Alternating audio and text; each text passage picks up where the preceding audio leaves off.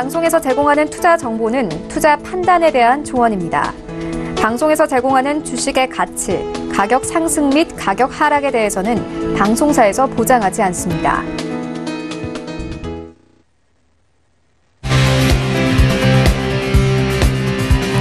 슈퍼스탁 발굴 프로젝트 글로벌 슈퍼스탁의 김민아입니다.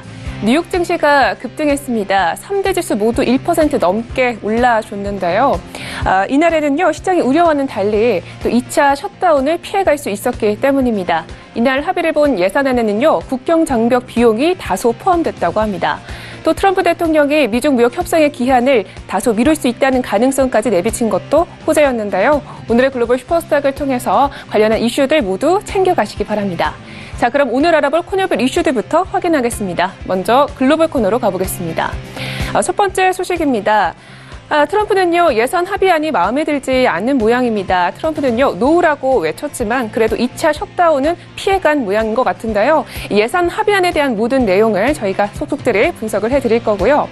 두 번째로는 이탈리아에 이어서 프랑스와 독일까지 경기 침체 기로에 놓여 있다, 이런 소식입니다. 일각에서는 이를 두고 정치 포퓰리즘이 성행했기 때문이다라고 분석을 하고 있다고 하는데요. 유로존의 경제 성장률에 대해서 자세하게 분석을 해드리도록 하겠습니다. 자, 이번에는 차이나 코너로 가보겠습니다. 먼저 첫 번째 소식입니다. 화이발로 빚어댄 미국과 중국의 신냉전이요, 조금 수그러들기는커녕 더욱더 가열되고 있다고 합니다. 이를 두고 저희가 화이의 운명에 대해서 점쳐봐야 할 것 같고요. 두 번째로는 샤오미와 핀도더 등 MSCI 중국 지수에 편입될 수 있다라는 호재들이 계속적으로 나오고 있습니다. 이번 이슈가요, 또 중국 지수에는 어떤 긍정적인 영향을 줄지 자세히 전문가님과 이야기 나눠보겠습니다. 자, 마지막으로 코인 코너로 가보겠습니다. 암호화폐시장은요, 최근에 시세가 계속적으로 지지부진한 흐름을 이어가고 있습니다. 하지만 아직까지 벤처 캐피털이 살아있다라고 하는데요. 이 벤처 캐피털이 살아있는 암호화폐 시장, 언제쯤이면 활기를 되찾을 수 있을지 분석을 해볼 거고요. 마지막으로는요, 트위터가 라이트닝 네트워크를 도입하겠다라는 소식을 알려왔습니다. 이 라이트닝 네트워크는 무엇이고 이번 도입이 시세에는 또 어떤 영향을 미치게 될지 전문가님과 풀어볼 테니까요. 끝까지 함께 하시면서 매매 전략까지 챙겨가시기 바랍니다. 자, 그럼 본격적으로 글로벌 슈퍼스탁 출발합니다.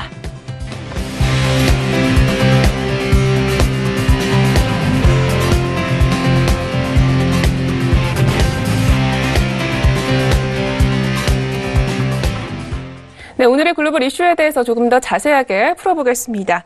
김정철 스타님과 함께합니다. 네, 스타님 안녕하세요. 네, 안녕하십니까. 네, 반갑습니다. 첫 번째 소식부터 보겠습니다. 최근 트럼프 대통령의 힘이 조금 약해진 것 같습니다. 처음에 보여주던 강경한 모습과는 조금 대조되는 모습들을 보여주고 있는데요. 최근에 셧다운 관련한 우려 때문에 조금 어느 정도 양보할 수 있는 모습을 내비쳤다고요? 네네, 일단 양보할 때도 나타나긴 했는데, 이게 어떤 내용이냐면요. 일단 도널드 트럼프 미국 대통령이 이제 전날, 어제 의회에서 이제 합의한 국정장벽에 대한 예산에 대해서 행복하지 않다. 예산안이 나왔는데, 이제 이게 의회에서 나온 합의한 예산안이 왔었어요. 와가지고 이제. 그걸 보고 이제 트럼프 대통령은 행복하지 않다. 일단, 먼저 대답을 노라고 이제 불만을 표출했는데, 강요회에서 이제 의회 예산 합의안에 대해서 노라고 얘기를 하고, 흥분된다고 말할 수는 없다. 그러니까 예산안도 상당히 안 좋았다는 거죠. 다만 이제 합의안 마련 시한이 15일 안에 예산안이 의외로 통과하지 못하면 또 셧다운이기 때문에 거기에 대해서는 이제 그럼 이제 트럼프도 마음에 안 드니까 그럼 또 합의 안 하고 15일 넘겨서 다시 셧다운 또 들어가느냐 이런 우려가 있었는데 그 부분에 대해서 트럼프 대통령이 여러분은 셧다운을 볼 것이라고 생각하지 않는다라고 답하면서 사실상 양보하겠다라는 얘기를 비쳤다고 봅니다. 그래서 이제 집권 초기하고 좀 달리 트럼프 대통령의 힘이 조금 줄어들면서 이렇게 자기가 양보에 대해서 이제 좀 얘기하면서 결국 국정장벽 예산안은 이렇게 해서 마무리되지 않을까 이렇게 좀 생각이 될 수 있겠네요. 네. 우선 이 국경장벽 예산안은요, 원칙적으로는 합의가 된 건데요. 그렇다면 구체적인 합의안의 내용에 대해서 저희가 좀 볼 수 있을까요? 네, 지금 미국 공화당하고 민주당이 이제 11일 날 멕시코 국정장 예산 협상에서 원칙적 합의에 도달했는데, 16일 날 0시부터, 그러니까 만약에 합의 못하면 16일 날 0시부터 다시 셧다운인데요. 셧다운 재발을 막기 위해서 이르면 12일 최종 합의안을 도출한 뒤 15일까지 이제 상황 표결, 그 다음 대통령 선언까지 마치려고 이제 그런 계획으로 지금 진행하고 있는데, 그래서 이제 12일 날 최종 합의안이 나온 거죠. 어제 이제 새벽에 이제 미국한테 12일이었으니까요. 지난달 25일에 이제 트럼프 대통령하고 미국 의회가 역대 최장기 35일이었죠. 셧다운이 끝내기 위해서 3제도 시한부로 이제 협상을 하기로 했었죠. 그래서 정부 재가동하고 갈등의 원인이었던 19년도역 예산은 추가 협의를 통해서 좀 풀기도 했었죠. 그러면서 이 셧다운이 풀렸는데, 이제 그 시한이 2월 16일까지였는데요. 2월 16일까지 해결하기 위해서 이제 합의를 본 거죠. 이후 이제 공화당과 민주당 상하원 의원 7명 구성된 양원 협의회를 가동해가지고 국정 예산안 협상을 계속 진행했는데, 지난주 주말만 해도 이제 교착 상태에 빠졌다 하면 다시 셧다운이 되는 거 아니냐라는 우려가 있었는데, 지도부들끼리 이제 비공식회의를 통해서 원칙적으로 좀 합의를 했다고 합니다. 당장 합의안 같은 경우는 미국 멕시코 사이에 약 55만 일에 걸친 울타리 건설을 하기 위해서 13억 7,500만 달러 예산을 좀 포함했고요. 이거는 이제 트럼프 대통령이 일단 제시했던 수백 마일 또는 뭐 몇백 킬로 정도에 걸쳐 높은 시멘트 장벽을 세우겠다라고 했던 것과 비교를 해봤을 때는 약 전체 트럼프 대통령이 원했던 수준의 4분의 1 정도밖에 안 된다라는 수준이라서요. 그럼에도 불구하고 트럼프 대통령이 이걸 받아들여야 되는 상황이기 때문에 제가 봤을 때는 좀 자존심에 상처를 갖겠지만 이게 어쩔 수 없는 상황이기 때문에 결국은 트럼프 대통령이 양보한 상황이 나오지 않을까, 그게 좀 보여집니다. 네, 알겠습니다. 첫 번째 이슈는 여기까지 분석을 들어보겠습니다. 자, 계속해서 다음 이슈로 넘어가 보겠습니다. 세계적인 경제학자죠. 폴 크루그먼이요. 올해 말에 경기 침체 가능성과 또 그 원인으로 유럽을 지목을 했습니다. 이렇게 유럽이 굉장히 안 좋아지는 이유, 그리고 경제 성장률 수준에 대해서 저희가 짚어보면 좋겠는데요. 네, 지금 요즘 유럽이 상태가 상당히 안 좋아요. 안 좋은데, 일단, 이렇게 좀 안 좋은 부분에 대해서 사실 이제, 폴 크루그먼이 이제, 뉴욕대 교수죠. 이제, 대표적인 비관론자 중에 하나긴 합니다. 이분이 약간 비관론자 중에 하나긴 한데, 올해 이제, 이 폴 크루그먼의 내용을 좀 종합을 해보면, 올해 말 또는 내년 초부터 해가지고 경기 침체가 올 건데, 거기에 이제 시발점이 아마 유럽이다, 뭐 이렇게 좀 얘기를 했던 거예요. 근데, 현재 유럽 같은 경우는 지금 극보수, 우파, 이렇게 이제 최근에 유럽 같은 경우 극보수 우파 진영이 상당히 좀 득세를 했었죠.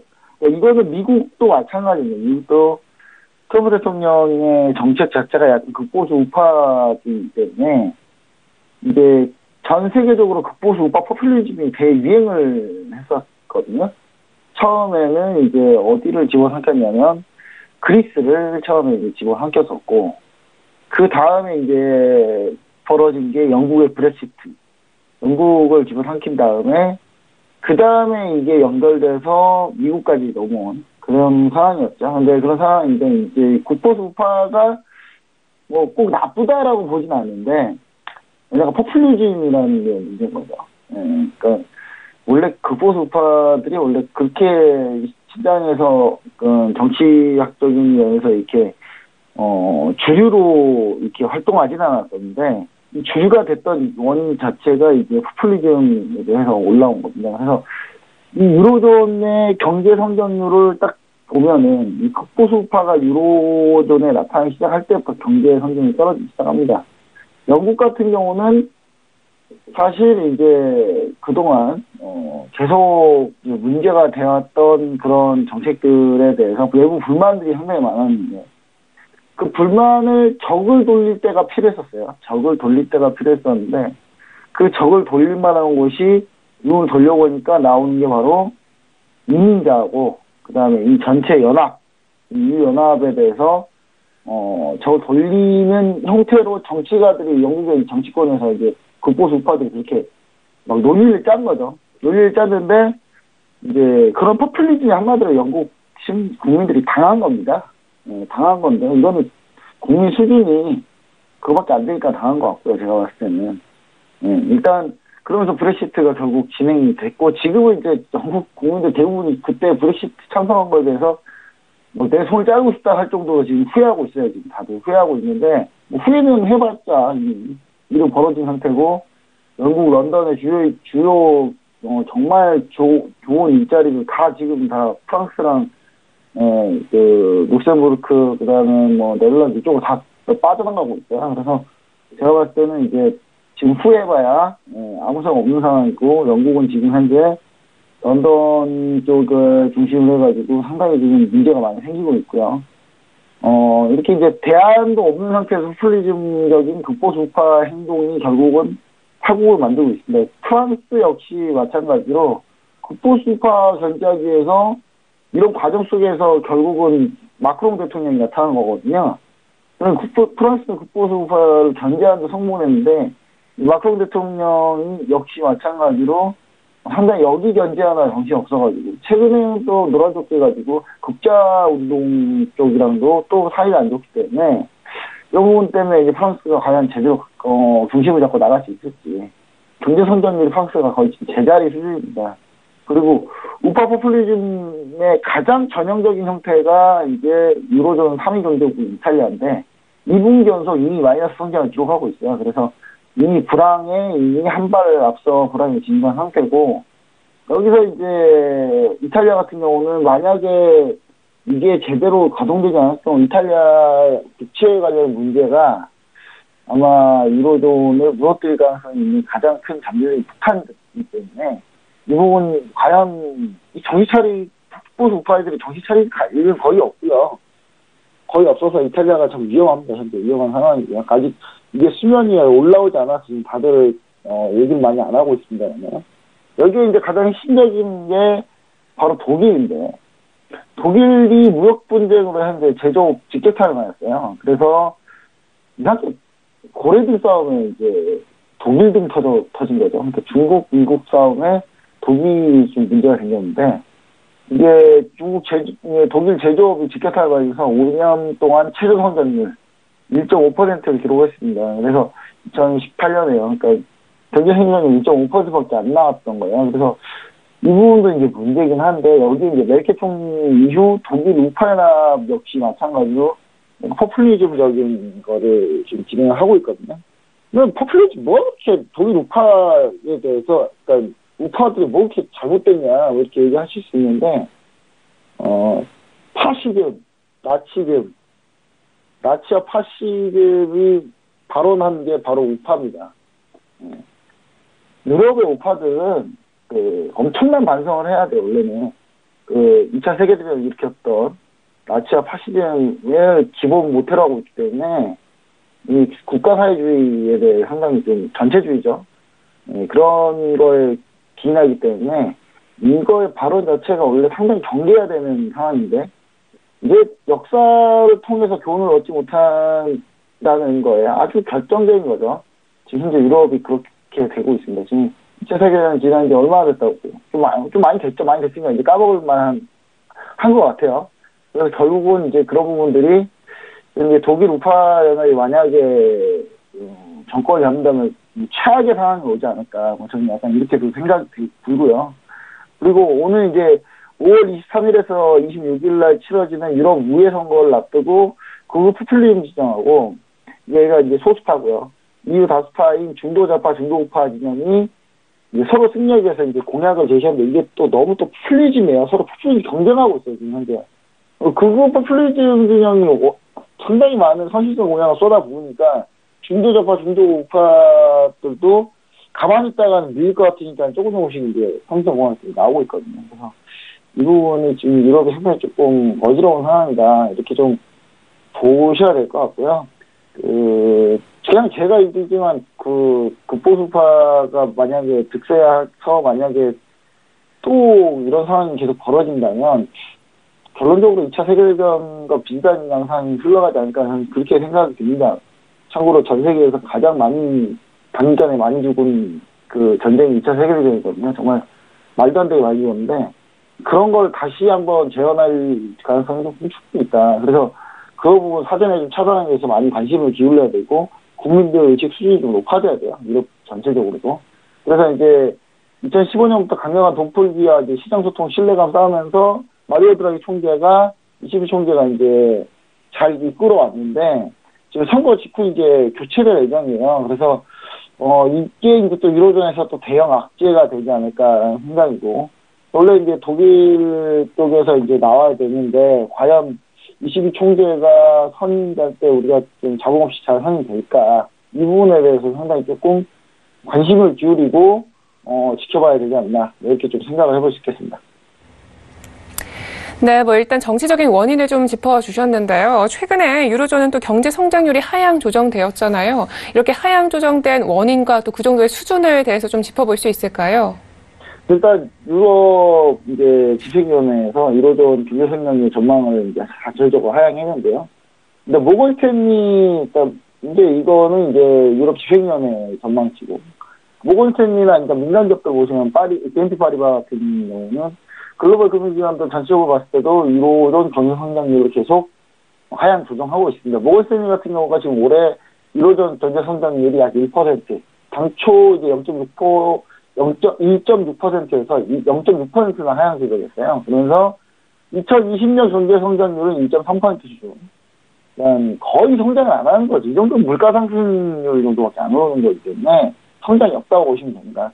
모건스탠리가 이제 유로존 경기가 회복될 여지가 없지는 않다. 그러니까 경기가 회복될 가능성은 있지만 호황까지 가기는 쉽지 않다. 호황은 없을 거다. 유로존에는 이렇게 보는 것 같고요.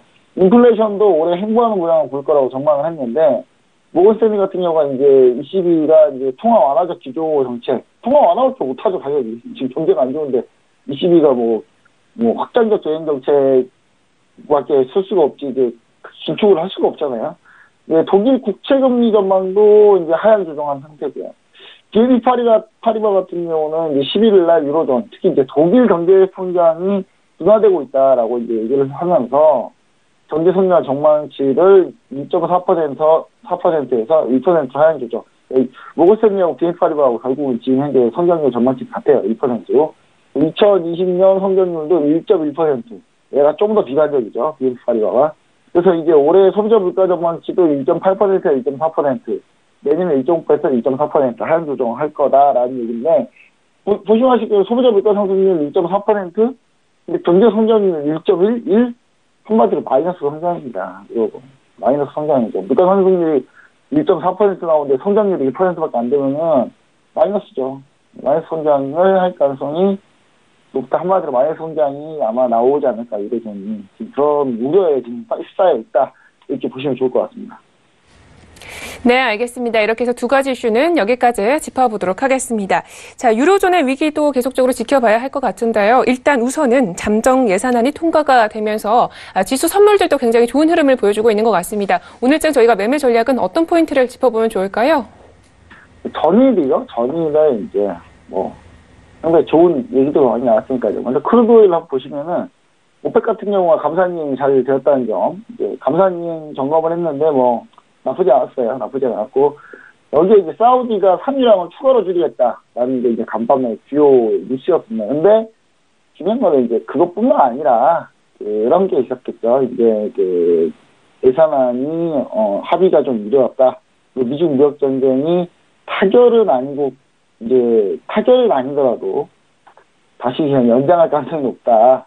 협상을 연장할 가능성이 높다. 이런 이슈들 때문에 당장 위기는 오지 않는구나라는 것 때문에 좀 올랐어요. 그래서 이 부분하고 이제 수요 공급적 이슈는 알칼리 에너지 장관, 사우디 에너지 장관이 외신 인터뷰에서 3월 산유량 평균을 980만 배럴 수준으로 떨어지겠다고 하는 게 이제 좀 주요 핵심이지 않았나 이런 생각을 해보는데요. 일단은 이제 좀 차트를 한번 보면서 얘기를 한번 해봐야 될 것 같은데, 그러니까 크루드 차트 보시면요, 현재 지금 52.20, 네, 지금 저희 하우스에 이제 김은수 멘토가 계속 이제 이 얘기를 했던 것 같은데, 같은 차트로 같이 보고 있습니다, 현재. 그래서, 제일 중요한 게 52.20, 어제 50.20을 지지를 했죠. 어제 지지를 하는 모습을 보여주는 그대죠. 그러면서 간밤에 이 50.20을 지지 라인으로 해가지고 올라왔습니다. 올라왔는데, 정확하게 이제 저희가 이 라인을 한 번도 바꾼 적이 없어요. 그냥 이 라인 주기랑처럼 똑같이 계속 쓰고 있거든요. 53.40. 전일 고가가 저희가 이제 53.40까지는 봐야 된다. 상승 매수 추세로 대응해야 된다. 매수로 대응해야 된다. 계속 얘기를 드렸는데, 지금 53.40까지 올라왔어요. 53.40까지. 고가는 54.05가 나왔는데 종가가 53.40 근처까지 왔습니다. 그래서 종가가 53.34로 끝났죠. 40까지 왔기 때문에 제가 한번 찍고 왔기 때문에요. 뭐 수익을 충분히 얻으시지 않았을까. 이렇게 저희 계속 매수밖에 요즘 얘기 안 드리고 있기 때문에. 그리고 현재 53.40 안착하는 흐름 보이고 있죠. 53.6970 지금 가고 있는데 53.40 안착하는 이 흐름이 계속 나오고 주고 있다면 매수만 보시면 됩니다. 매수만. 다른 거 다 할 필요 없이 그냥 매수만 보시면 되고요. 매수 쪽으로만 대응하시면 된다. 이렇게 드리고 만약에 이제 53.40을 이탈하게 되면 그러면 50.20에서 매수 기다리시거나 50.20까지 짧은 매도 보시면 된다. 이렇게 좀 얘기를 드리고 싶습니다. 바로 나스닥으로 한번 넘어가 볼게요. 자, 나스닥 선물. 지금 우리나라 지수가 강한 이유가 뭐 때문일까요? 나스닥 선물이 강하니까 그러는 거예요. 지금 나스닥 선물인데 지금 나스닥 선물 이거 오늘이거든요. 이 시간에. 오늘 지금 나스닥 선물 강하잖아요. 어제 이제 결국은 터부트승이 좀 양보할 것 같고 그렇게 보이고 있기 때문에 결국은 어제 급등해서 마무리됐는데 나스닥도 지금 첫표 만든 적이 없습니다. 라인 그어놓고 단 한 번도 만든 적이 없어요. 지금 7,000포인트 저항이다라고 얘기 들었죠. 7,000포인트에서 일단 실현하고 다시 보는 게 좋고 이제 7,000포인트까지는 충분히 올라간다. 6,830에서 7,000포인트까지는 그래서 매수로 계속 대응을 얘기 드렸는데 역시 아니나 다를까 7,000포인트 딱 찍었습니다. 정확하게 선물 기준, 나스닥 선물 기준으로 7,020포인트가 종가였어요, 어제. 네, 간밤에요. 근데, 지금 이제 7,000포인트를 완전히 지금 안착한 상태에서 이 다음 라인을 보고 있죠. 그래서 이 다음까지 7,175까지는 갈 수 있다라는 부분. 7,175부터는 이제 본격적인 저항이 시작되니까 그때부터는 좀, 확인을 해봐야 되겠지만, 일단 7,175포인트까지는 매수 대응하시는 게 가장 좋지 않나. 일단 매수만 보십시오, 그냥. 매수만 보시면 좋을 것 같고요. 그 다음에 팔라듐을 또 볼게요, 팔라듐. 팔라듐, 지금 작년 9월, 8월 중순 9월부터요. 단 한 번도 월가가 밀린 적이 없습니다, 팔라듐은. 예. 팔라듐 만약에 내가 작년 9월부터 그냥 주기장차 매수하셨으면 지금 재벌 되셨을 거예요, 아마. 재벌 되시고도 남았어요. 왜냐면 너무 많이 올랐기 때문에.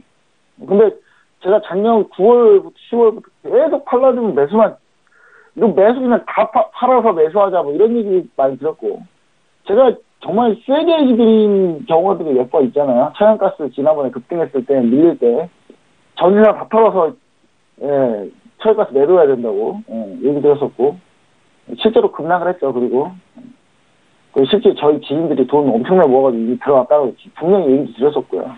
이 팔라딘도 마찬가지입니다. 지금 매수 이거 언제 던지냐 안 던지면 됩니다. 그리고 어차피 하이브리드 가솔린 전기차 하이브리드에 내연저감 장치로 쓰이는데 사실 가솔린 하이브리드 전기차가 그렇게 많아요. 요즘에 전기차가 되게 아닌가요? 하이브리드 전기차가요. 가솔린 하이브리드 전기차가 일반 전기차에 압도적으로 많습니다. 훨씬 많고요. 아직 토요타는 아직 전기차를 만든 적이 한 번도 없어요. 오로지 하이브리드로만 만들었기 때문에 지금 글로벌 메이커들 같은 경우가 지금 상당히 좀 그쪽을 많이 보고 있습니다. 그래서 팔라듐이 거기 이제 내연 저감장치로 쓰이잖아요. 수요가 엄청납니다. 수요가 엄청나기 때문에 어제 급락했다고 또 밀린 거 아니냐 했지만 어제 그냥 이 자리에서 라인 바꾼 적이 없다고 다시 한번 얘기 들어요. 이것도. 정확히 어제 걸렸죠. 밑에 하단에서 걸려서 거기서 매수했으면 그냥 또 수익인 거예요. 팔라듐 밀리면 무조건 매수입니다. 이건 한 내년 동안 안 변할 것 같아요. 그럼 유로인데요. 유로가 문제죠. 유로화가 계속 밀리고 있는데 강행 저점 잡았습니다. 저점 잡은 상태인데 이 저점을 잡은 상태에서 현재 1차 반등이 나온 상태입니다. 유로가 지금 이렇게 밀린 건 달러가 강세 때문에 밀린 겁니다. 달러가 강세 때문에 밀린 건데 요즘 달러가 강세 보이다가 이제 주춤했죠. 주춤한 이유는 여러 가지가 있습니다만은 기본적으로 미중 무역 전쟁 합의안 도출에 대한 기대 가능성이 조금씩 늘어나면서 달러가 다시 약세 꺾일 수 있다라는 부분. 이 부분. 지금 그러니까 미중 무역 전쟁이 심화되면 달러가 오르고 그럼 유로화는 떨어집니다. 그렇게 해서 지금까지 좀 무역 전쟁이 좀 노이즈가 있으니까 좀 밀렸죠. 밀리면서 원래 유로 전도 안 좋았지만 굉장히 안 좋았죠. 그래서 지금 현재 안착하는 흐름 보이고 있죠. 1.134하고 안착하고 있는 흐름인데 1.1429까지는 무조건 보이는 거고요. 그다음 지지라인 1.12975 지지라인 나왔었는데 이쪽 지지라인 테스트는 일단 여기 1.13495를 깨지 않는 한 테스트가 보진 않을 거니까 일단 유로도 매수 쪽으로 보시면 좋을 것 같습니다. 네, 알겠습니다. 오늘은 네 종목이나 설명을 해주셨네요. 매매 참고해 보시기 바랍니다. 네, 스타님 오늘도 말씀 고맙습니다. 네, 감사합니다. 참고로 본 방송에서 제공하고 있는 정보는 투자 판단에 대한 조언일 뿐 주식의 가치나 수익률을 보장하고 있지 않습니다. 저희 서영지TV는 자본시장법을 준수하여 1:1 투자 상담, 유사 수신행위, 무인가 영업행위, 불법 대여계좌 홍보 및 가입 권유 등 모든 불법 사항들 엄중하게 금지하고 있습니다.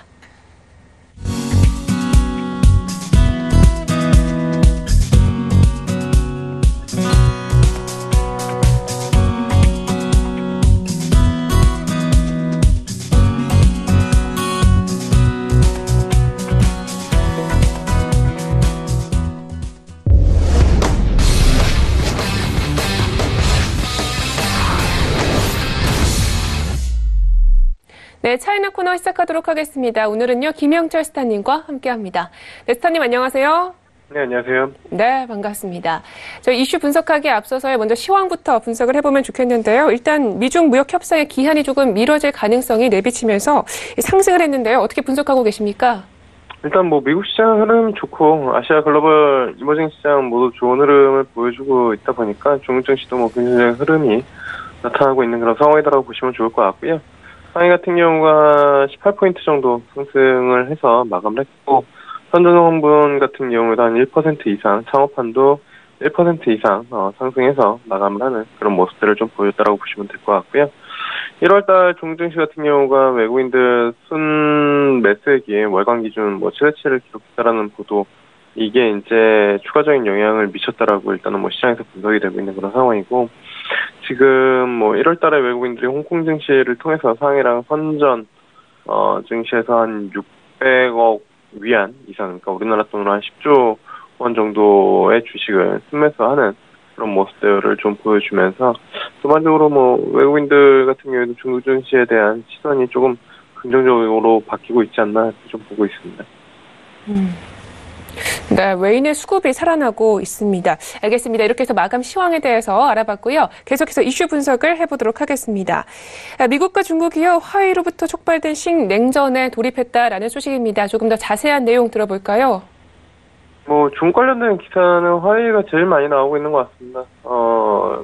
지금 화웨이를 못 잡으면 미국 같은 경우에도 어쨌든 화웨이 전쟁을 시작한 그런 부분들이기 때문에 모양새가 이제 좀 애매해지는 그런 상황인 것 같고, 중국 같은 경우에는 약간 억울한 측면도 있는, 사실이야 어떻게 될지 모르겠지만 그런 부분들이 있어서 전반적으로 미국 같은 경우에는 지금 반화웨이 공세를 지속적으로 하고 있는 그런 상황이고, 중국 같은 경우에서도 이 관영 언론을 동원을 해서 중국이 어차피 공산주의니까 코멘트 쓰라라고 하면은 당연히 쓰겠죠. 그래서 이제 그런 쪽에서 서로 우호 전선을 만들려고 지금 지속적으로 좀 이야기들이 나오고 있는 그런 상황이라고 보시면 좋을 것 같습니다. 알겠습니다. 자, 그러면 미국과 중국이 현재 특히 동유럽 시장을 조금 의식하고 있는 것 같은데요. 하필이면 이곳에서 좀 맞붙은 이유가 있을까요? 어차피 미국 같은 경우에는 화웨이에 대한 전면 지원을 선포를 한 상황이고, 중국 같은 경우에도 마찬가지고, 그러다 보니까 이제 사실 화웨이가 미국에서만 이제 판매를 하는 그런 부분들이 아니라 전 세계 어쨌든 통신장비 이쪽에서는 지금 1위를 달리고 있다 보니까 연합전선이 좀 필요한 그런 상황이다라고 보시면 좋을 것 같고요. 이것 때문에 이제 미국 같은 경우에는 유럽 쪽, 그리고 이제 일본, 그리고 호주, 이런 쪽에 지속적으로 이제 외교랑 더불어서 이러한 부분들을 통해 이제 제재를 하려고 했고, 일부 국가에서는 이제 추타 응답을 한 그런 상황이지만, 그때도 말씀드렸지만, 이게 4G에서 5G로 넘어가는데 순식간에 내일부터는 우리 여기 장비 쓰지 말고 저쪽 거 쓰자라고 해서 바뀔 수 있는 부분들이 굉장히 아니다라고 한 그런 상황이고, 그러다 보니까 당연히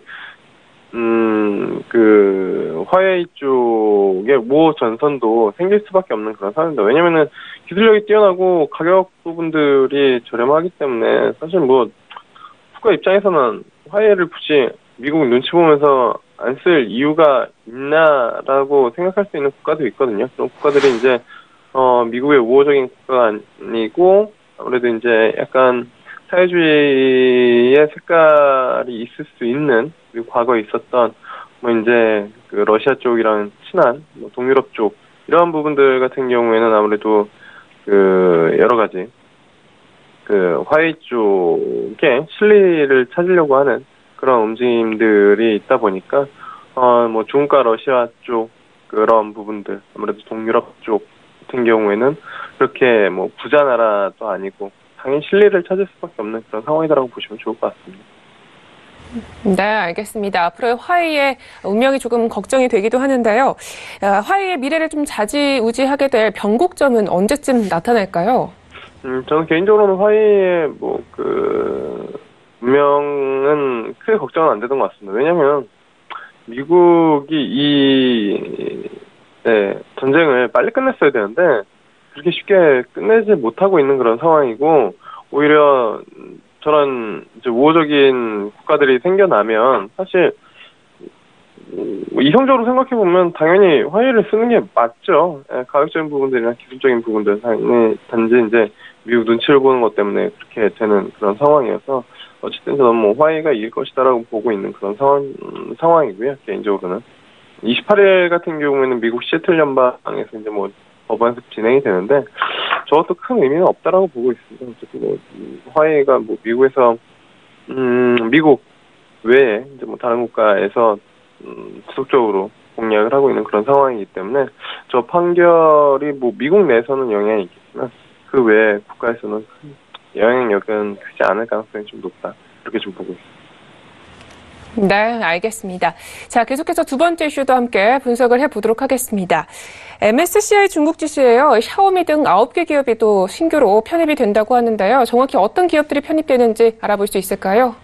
예, 뭐 우리가 많이 좀 다뤘었던 그런 기업들도 좀 포함이 되는데 MSCI 중국 지수에 이제 샤오미랑 온디맨드랑 그다음에 이제 그 메이단 TM핑이죠. 이거랑 그다음에 온라인 쇼핑몰 판도더, 그리고 동영상 사이트 비리비리, 스트리밍 업체 IT, 이것도 이제 좀 많이 들으셨을 거고요. 그리고 이제 뭐 특별회사 GTO 익스프레스, 그리고 텐센트 뮤직, 그리고 SDIC 캐피탈, 그리고 중국 알루미늄 공사, 이렇게 9개의 신규 종목이 MSCI 지수에 신규로 이제 편입이 되는 그런 부분들이다라고 보시면 좋을 것 같습니다.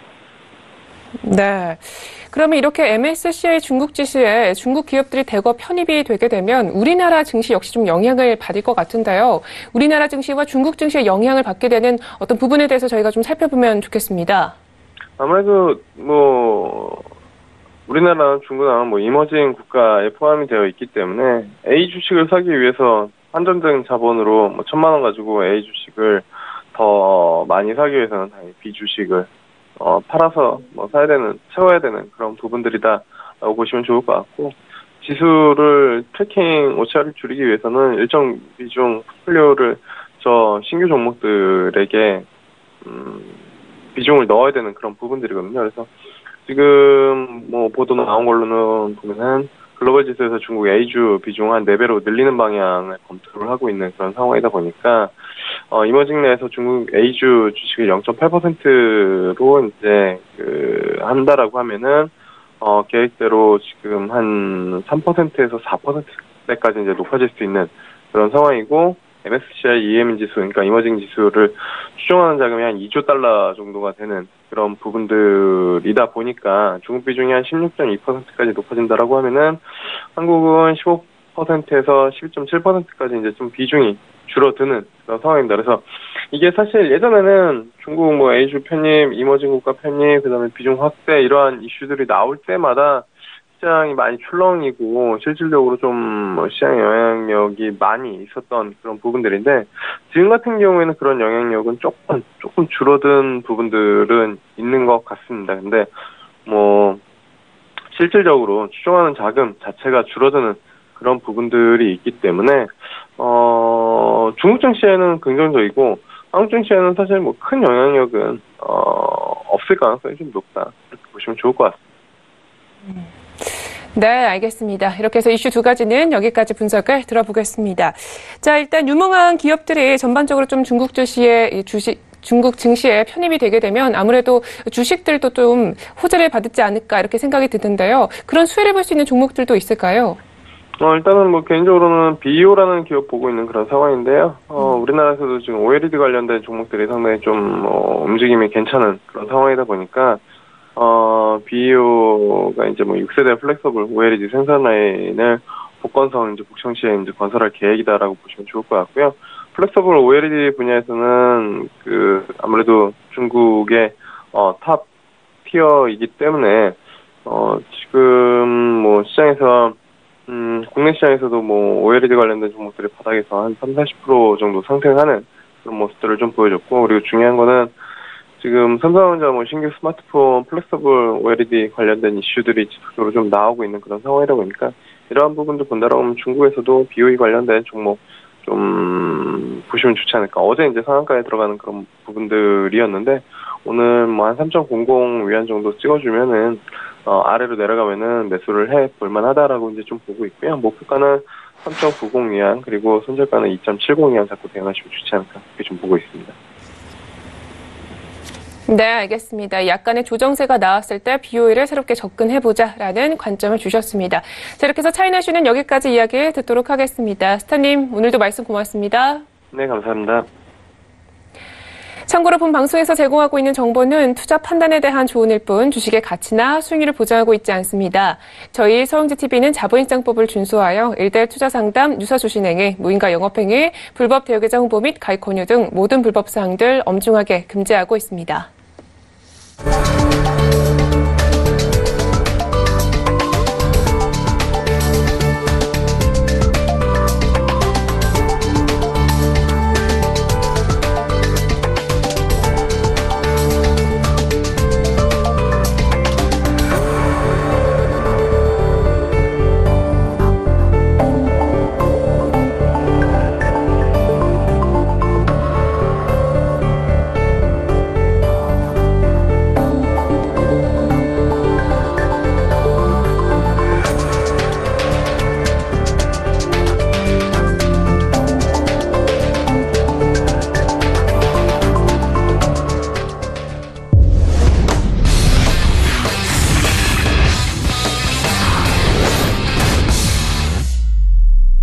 네, 코인 코너 시작하도록 하겠습니다. 저 이슈 분석하기에 앞서서요. 먼저 시세 동향부터 확인하겠습니다. 코인 마켓캡 기준으로 알려드립니다. 최근에 3,400대까지 내려왔었던 비트코인은요. 현재 3,600대를 회복했습니다. 현재는요. 650달러 부근에서 거래가 되고 있습니다. 이렇게 비트코인이 상승하면서요. 2위부터 6위에 있는 코인들 모두 상승세를 보여주고 있는데요. 특히 이오스 같은 경우는요. 6% 넘게 상승하면서 2.9달러 부근에서 거래가 되고 있습니다. 특히 주목해볼 만한 코인은요. 현재 바이낸스 코인인 것 같습니다. 10위권에 머물러 있는데요. 오늘장 특별히 3% 넘게 빠지고 있습니다. 현재는 9달러 부근에서 거래 중입니다. 네, 시세에 대해서 간략하게 알려드렸고요. 윤진 멘토님과 함께 코인 이슈인 가이드를 시작해 보겠습니다. 네, 윤진 기자님 안녕하세요. 네, 안녕하세요. 네, 반갑습니다. 첫 번째 코인 이슈부터 알아보겠습니다. 암호화폐 약세장이요, 벤처캐피탈 시장에 좀 영향을 미치고 있다고요? 네, 일단 암호화폐 약세장이 벤처캐피탈 가치평가 작업에도 영향을 미치고 있다라는 분석이 나왔고요. 일단 전라 조반푸트라 지금 퓨처 퍼펙트 벤처스 창업자 같은 경우에는 표준지 인터뷰에서 이제 벤처캐피탈이 암호화폐 업계에 대해서 어떻게 평가하고 있는지 언급을 했는데, 일단 기업 가치가 하락하고 있다는 부분, 이제 작년부터 계속해서 고점 형성 이후에 지속적으로 하락세만 발생을 시켰죠. 거의 3분의 1 토막가량으로 급격하게 떨어진 상태입니다. 이 하락세 때문에 중간 회수 시장에서 평가액이 하락하는 것은 당연하다라고 좀 언급을 했고요. 또는 매출액 투근 개념으로 볼 때 사실 암호화폐 초기 시장에서 현금을 불러일으키던 부분은 굉장히 좀 셌었는데, 시간이 갈수록 그냥 전체 시가총액이 줄어드는 것 뿐만 아니라 그냥 수입적인 부분, 한마디로 이제 시가총액이 늘어나는 부분 자체가 줄어들었기 때문에 사실 암호화폐를 판매하는 입장에서는 매출액이 급격하게 감소할 수밖에 없는 입장이었다. 좀 이렇게 보시면 될 것 같습니다. 그다음에 지금 더블록이 이번에 암호화폐 금융기업 서클의 중시기 중간 회수 시장에서 약 75% 할인된 가격에 거래되고 있다.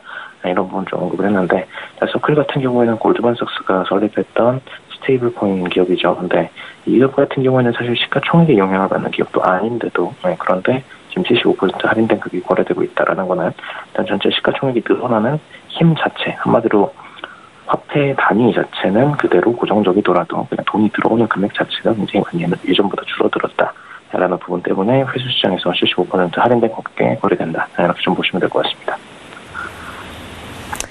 네, 그러니까 가치 평가가 조금 낮아질 수밖에 없다라는 말씀이신 것 같은데요. 그렇게 되면은 암호화폐 시장은 조금 위축되고 있는 상황인 건가요?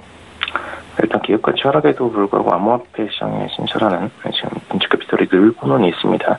이게 오히려 더 안 좋은 상황이죠. 지금 시가총액도 줄고 있고 주식도 줄고 있고 다 줄고 있는 상황에서 숫자만 늘어나고 있다. 이거는 곧 그대로 이어지자면은 한마디로 이제 먹을 밥이 줄어들고 있다. 이렇게 좀 보시면 될 것 같고요.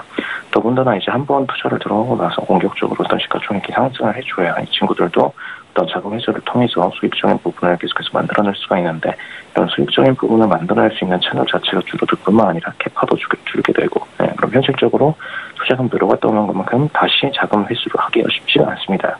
문제는 어떤 기업에다가 투자가 들어갔을 때 이 금액이 어떤 일반적인 주식처럼 다시 환매를 할 수 있는 구조가 아니라, 사실 일반 스타트업에 투자했을 경우에는 그대로 그냥 공중분해되는 금액들이기 때문에 사실 이 금액들은 굉장히 좀 리스크가 큰 투자이고, 더군다나 투자 기업들이 늘어나는 상황에서 투자가 진행이 된다면 당연히 시가총액상으로도 계속적인 감소가 일어날 수밖에 없겠다. 좀 이렇게 보시면 될 것 같고요. 물론 밸류에이션상으로 버블이 생길 수도 있습니다. 뭐냐, 투자 자금들이 늘어나게 되면은 특정 기업한테 사실 시가총액이 그렇게 높게 형성될, 밸류에이션이 높게 형성될 기업이 아닌데도 돈이 계속적으로 몰려서 100억짜리 기업이 1000억짜리 평가가 받게 되는 상황이 발생할 수가 있겠죠. 그럼 이 상황에서는 당연히 버블이 발생한 이후에 급격한 하락세를 통해서 다시 재손실을 보게 되는 가능성이 높고요. 이 과정에서는 당연히 투자 기업들이 그냥 통째로 다 파산하게 되는 그런 상황이 발생할 수도 있습니다. 그래서 그런 부분에 있어서는 굉장히 리스크가 높은 상황인데, 일단 아직까지는 암호화폐 쪽으로 대부분 좀 시장을 선회하는 분위기, 이건 분명히 있다라는 걸 참고하시면 될 것 같고요. 사실 최근에 들어서 이제 기존 어플리케이션 기반으로 성장했던 스타트업들, 이런 스타트업들이 굉장히 숫자가 줄어들고 있고, 블록체인 기반으로 사업을 하는 분야들이 많아졌기 때문에 이런 분야에서 조인하는 암호화폐들이 굉장히 빠르게 지금 시가총액상으로 기대를 했었다라는 부분, 작년 한 해 동안에 그래서 그 기대가 다시 이어가지 않을까라는 어떤 마지막 기대감을 통해서 투자를 하고 있다. 좀 이 정도로 보시면 될 것 같습니다. 일단 이 브랜드 자체는 형성되어 있는데, 형성돼서 계속적인 투자로 이어지려면 이제 올해 추가적으로 다시 시장의 재상승 혹은 다른 하나가 있다면은 기존 기업들의 어떤 사업 분야, 예를 들어서 카카오의 어떤 사업 분야가 이렇게 최근 들어서 카카오 콩이 도입되지 않을까, 이런 소리를 좀 많이 듣는 경우들이 있었죠. 그래서 이런 기존 기업들의 매출을 암호화폐 확률로 전환할 수 있는 사업 분야가 있다. 그럼 그쪽 파트 중심으로만 빠르게 성장하게 될 것이다. 좀 이 정도로 보시면 될 것 같습니다. 그러면 지금 블록체인 기업에 활발히 투자하는 벤처캐피털들 쪽에서는 대표적으로 CB 그리고 블록스토리 등의 유명 블록체인 기업에 투자를 했었는데, 다만 ICO에는 참여를 하지 않았습니다. 한마디로 어떤 기업의 기술적인 부분을 보유를 해서 추후 수익 과정으로 넘어갈 수 있는 주식을 매수하는 데는 신경을 썼지만, 사실상 암호화폐가 성장할 거라고 보진 않았기 때문에 ICO에는 참여하지 않는 행동을 많이 보여줬고요. ICO 자체는 기업의 기술력에 따라서 먼저 지어지되는 게 아니라 시장의 재정적인 위험에도 노출되어 있기 때문에, 그래서 과거에 인터넷 버블 시대에 투자했던 교훈을 좀 삼아서 지금 ICO 시장에서는 진출하지 않겠다라고 지금 잇따라서 지금 대형 벤처캐피털들이 나서는 모습을 볼 때, 앞으로는 ICO 쪽에 VC들이 참여하는 가능성 굉장히 좀 낮게 평가를 하시면 될 것 같습니다. 네, 알겠습니다. 이 벤처캐피털이 증가하고 있는 상황은요, 아직까지 동력이 살아있다라고 판단할 수 있다는 말씀이셨습니다. 자, 다음 코인 이슈 자세하게 살펴보도록 하겠습니다. 이 트위터가요, 모바일 결제 앱에 라이트닝 네트워크를 도입한다는 게 무슨 이야기인가요? 네, 일단 잭도시의 트위터 창업자가 지금 모바일 카카오 어플리케이션 스퀘어에 라이트닝 네트워크 도입할 계획이 있다, 이렇게 밝혔는데, 11일 기준으로 비트코인 팟캐스터 스테판 리베라 인터뷰에서 지금 모바일 카드 결제 시스템 스퀘어의 어플리케이션에 지금 비트코인의 스케일링 솔루션을 적용하기 있다고 밝혔고요. 일단 인터넷에서는 도시 ECO, 그다음에 지금 엘리자베스 스타크 라이트닝 랩스 공동 설립자 공동으로 좀 참여하는 상황, 이 정도 보시면 될 것 같습니다. 일단 라이팅 네트워크 도입은 만약의 문제가 아니라 그냥 이제 언제 어떻게 우리가 필요한 속도와 효율성을 얻을 수 있는지 문제다, 이 정도로 밝혔고, 일단 비트코인을 사고 파는 것에 그치지 않고 아예 통화적인 성격을 띠는 것을 목표로 하고 있다. 한마디로 이제 기존 플랫폼들 중에서 어떤 페이스북이나 사실 대표적인 SNS들, 위챗이나 이런 미국과 중국의 대표 앱들이 어떤 정부적인 규제를 통해서 블록체인이나 암호화폐 쪽으로 진출하기 굉장히 좀 어려운 환경을 띠고 있죠. 그러다 보니까 현재 이 상황 사이에서 트위터나 최근 들어서 텔레그램, 이 두 플랫폼들이 본격적으로 본인들의 어떤 사업을 펼치려고 하는 움직임을 보여주고 있습니다. 더군다나 이제 지금 트위터에서 분야 같은 걸 보시면은 지금 어떤 ICO를 통해서 코인을 불러일으키려는 그런 움직임이 아니라 이제 블록체인 시스템을 적용을 시켜서 이제 결제 과정, 그 다음에 이 결제 과정에서 순환되는 화폐들을 암호화폐로 교체할 수 있다. 이 정도로 기존 플랫폼을 교체하는 대안으로 활용을 하는 부분이기 때문에 사업적으로 충분히 가능성 있는 네트워크를 도입하겠다라는 입장으로 좀 보시면 될 것 같습니다. 네, 지금까지는 약간 트위터의 대략적인 목표를 말씀해 주신 건데요. 그러면 스퀘어 같은 경우는 구체적으로 어떤 그림을 그리고 있을까요? 일단 스퀘어 같은 경우는 지난해 6월 미국 전역에서 비트코인을 사업할 수 있는 비트 라이센스를 취득을 했고요. 그다음에 지난 12월에는 구글 플레이 스토어에서 다운로드 수 1위를 좀 기록했습니다. 그리고 지난 4분기에는 4,300만 달러의 비트코인을 벌어들였는데 이때 당시 트위터 시가총액을 넘어서기도 했죠. 그래서 이런 프로젝트 자체가 지금 라이팅 네트워크의 거래 가능성을 검증하는 프로젝트인 라이팅 토치 프로그램에 참여했기 때문에 가능한 부분인데, 일단 토치 프로그램에 참여한 이후에 좀 굉장히 이슈가 되고 있다라고 언급을 했습니다. 네, 중요한 부분은 이걸 통해서 어떤 플랫폼들을 구성할 거냐가 핵심인데, 약간 라이팅 네트워크 같은 경우는 그냥 블록체인 네트워크 플랫폼으로 좀 보시면 될 것 같고요. 최종적으로는 지금 기존에 트위터를 이용하고 있던 유저들, 이용하고 있던 유저들이 어떤 결제 시스템을 통해서 지금 아마존이 도입했었던 페이팔 같은 플랫폼들을 본인들이 런칭을 하고, 그 다음에 다른 네트워크들에 접속하는 트위터의 결제 플랫폼들, 그리고 트위터를 통해서 회원가입을 하는 그런 구조들, 여기 회원가입 유저들이 전부 다 트위터의 결제 플랫폼들을 사용할 수 있게 도입하는 구조다. 좀 이 정도로 보시면 될 것 같고요. 이게 추후에 트위터 유저들이 지금 최근 들어서 한 5억 명 더 넘게 형성이 되어 있는데, 이 유저들이 전부 다 결제 시스템들을 이용할 수 있게 만들어 도움으로써 최소한 10% 정도, 즉 약 5천만 명 정도는 결제 전환율이 일어날 것이다. 좀 이 정도로 예측하고 있다고 보시면 될 것 같습니다. 네, 알겠습니다. 최근에 시세 변동에 대해서도 조금 여쭤보고 싶은데요. 2월 8일까지만 해도 사실 코인 마켓캡 기준으로는 3,400달러 부근을 약간 횡보하는 모습을 보여줬는데요. 최근에 갑자기 3,600달러까지 올라왔거든요. 이렇게 급등한 이유가 있을까요? 네, 일단 최근 들어서 시가총액 거품이 빠질 만큼 많이 빠졌다라는 입장으로 보시면 될 것 같고요. 그다음에 제일 중요한 거는 기존에 사실 작년도 한 해 동안에 무너졌던 암호화폐 시세를 보시면은 6,000선까지 달러가 무너졌다가 6,000달러까지 무너졌다가 다시 재반등하는 모습을 보였다가 작년에 후반부에 들어서 6,000달러를 붕괴를 시켰었죠. 근데 6,000선 붕괴가 되기 전에 2017년도의 흐름을 좀 보실 필요가 있겠습니다. 2017년도에 사실 후반기로 갈수록 하반기에서 굉장히 강한 상승세를 통해서 초급등량을 만들어냈죠. 이때는 사실 우리나라의 비트 시장이 도입되면서 굉장히 많은 거래량들이 들어왔었고, 그 다음에 홍콩장에서도 많은 거래량들이 들어왔었죠. 그래서 이 모습을 볼 때는 분명히 우리나라 장과 홍콩장, 이 양대 장들이 이끌었다, 좀 이렇게 보실 수가 있겠습니다. 근데 중요한 부분은 이 거래량을 만들어내는 것 이전에 어떻게 매집 단가가 형성됐었는지를 보실 필요가 있는데, 기존의 매집 단가를 두 단계로 나눠서 드리면 3,400선의 1차 매집 단가가 있었고, 두 번째는 6,000달러의 매집 단가가 있었습니다. 근데 작년도 같은 경우에 이제 6,000달러 선에서 지속적으로 선물장에서 지지를 받다가 결국에는 깨고 나서 이제 3,400선 정도까지 내려갔다가 정확하게 형성을 했죠. 그래서 이런 모습을 보실 때 사실상 현재 시세는 3,300선에 대한 지지 여부를 강하게 받고 나서 그다음에 강한 상승세를 통해서 올라가는 모습을 보이고 있다. 좀 이 정도로 생각을 하시면 될 것 같고요. 일단 이게 장기적인 상승세로 이어질지 여부를 보시려면은 6,000선을 확실하게 넘어서서 안착까지 하는지 이 여부를 보셔야 장기적인 상승세로 돌아올 수 있어요. 좀 이런 예측을 하실 수가 있는데, 중요한 거는 시가총액을 올려줄 돈이 어디서 들어올까가 문제입니다. 이 시가총액을 올려줄 돈이 들어올 돈의 출처가 없죠. 지금 사실 글로벌적으로 홍보는 다 되어 있는 상태고요. 대부분의 다 얼리어답터들 이외에 그냥 글로벌 일반 사용자들한테까지도 다 어느 정도 이 시장에 대해서는 공개가 된 상태입니다. 이 상황에서도 사실상 시가총액이 더 이상 공격적으로 늘어나지 않고 오히려 계속해서 빠지고만 있죠. 작년 1월달 대비해서 거의 한 9분의 1 토막 수준으로 시가총액이 많이 빠졌습니다. 더군다나 이 시가총액이 그냥 비트코인이나 특정 코인에만 머물러 있는 게 아니라 지금 대량의 암호화폐들로 빠져나가서 운영되고 있기 때문에 특정 화폐 하나가 어떤 시세를 그대로 끌어들이는 것 자체는 굉장히 좀 어렵다라고 보시면 될 것 같고요. 더구나 최근 들어서는 스테이블코인 쪽으로 많이 빠져나가고 있기 때문에 이런 화폐들이 지속적으로 시세의 급등을 만들어내는 것은 오히려 역효과를 일으켜 갈 수가 있다. 좀 이렇게 보시면 될 것 같습니다. 알겠습니다. 이 과거 이력으로 볼 때 3,400달러 선이 굉장히 강한 지지 라인이었다. 이런 분석이셨습니다. 자, 이렇게 해서 스타님 오늘 말씀 여기까지 듣겠습니다. 스타님 말씀 고맙습니다. 네, 감사합니다. 네, 참고로 본 방송에서 제공하고 있는 정보는 투자 판단에 대한 조언일 뿐 주식의 가치나 수익률을 보장하고 있지 않습니다. 저희 서울대TV는 자본시장법을 준수하여 1:1 투자 상담, 유사 주식행위, 문과 영업행위, 불법 대여 정보 및 가입코너 등 모든 불법 사항들 엄중하게 금지하고 있습니다. 네, 오늘 저희가 준비한 소식은 여기까지입니다. 우리 시청자분들 오늘도 성공적인 투자 판단하시고요. 저희는 내일 이 시간 찾아뵙겠습니다. 함께해 주신 여러분 고맙습니다.